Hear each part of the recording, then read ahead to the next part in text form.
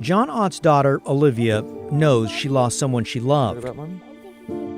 Her mother's gone, although the 5-year-old doesn't quite understand why. 35-year-old Amanda Palin was hit and killed by a suspected drunk driver last year. She'll remember what she looks like, but I don't know if she'll ever have a real memory of her, and that's sad. That really hurts. John admits it's been difficult to explain to a child what death means, and even he is having a tough time understanding why the driver who hit and killed Olivia's mom is facing a single count of driving while under the influence of intoxicants, or DUII, a misdemeanor. She's gonna get the DUI charge. She might have to pay a fine if they can collect it. She might have to go to some classes if they can make her. She's gonna walk. John feels there should be additional charges like reckless driving, criminally negligent homicide, or assault to reflect the loss of life. It's like she didn't exist. It's tough. It's really tough. It's a tough pill to swallow. She deserves to be recognized for who she is.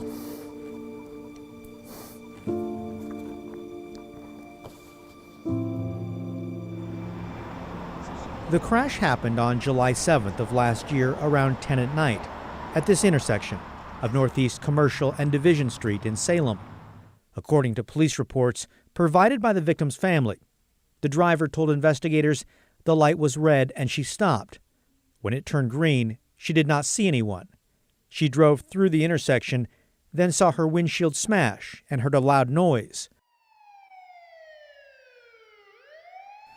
Medics rushed the injured pedestrian to the hospital, then airlifted her to OHSU.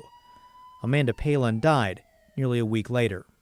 It was hit on the 7th and passed away on the 15th. We had to let her go. Now I'll never forget that.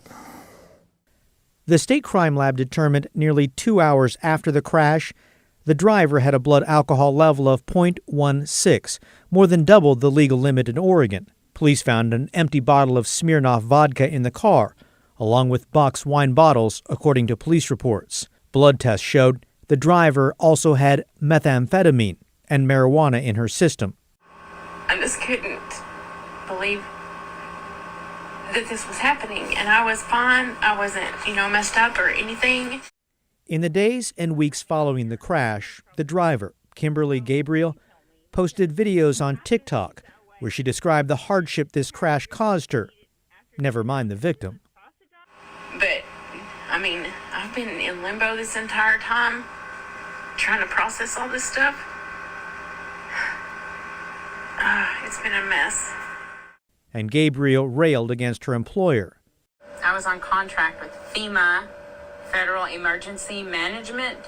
The Oklahoma woman was in Oregon working as a federal contractor, driving a rental car. They haven't done They haven't said, haven't called, haven't done anything. My agency did, sure, the people who contracted me. But did FEMA? Hell no. Y'all need to do better, because I'm innocent. Ooh. She's playing the victim part, She's making it look like she's being wronged. She's being, railroaded and all this stuff. Amanda's family and friends say these videos are a slap in the face. No remorse, no nothing. Additionally, they complained the driver, Gabriel, has a history of traffic infractions, including a previous DUII conviction in Texas in 2002. There's assault charges, there's careless driving, there's negligence. There's so many other charges that they can bring forward and charge her with, but they're not even doing that. Police reports suggest Amanda was in the crosswalk, but facing a don't walk signal. And that could make things tricky, say legal experts. Proving a driver is drunk is one thing, but for those other charges, like reckless driving, the state must prove beyond a reasonable doubt that the driver's impairment caused or contributed to the accident and death. In other words, would the accident likely have occurred if the driver was completely sober?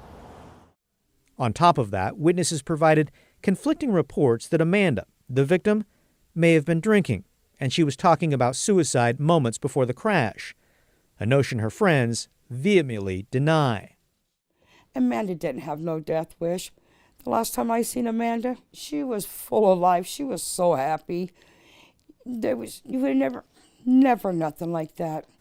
The Marion County District Attorney's Office, which is handling the case, declined to discuss details until the case is closed.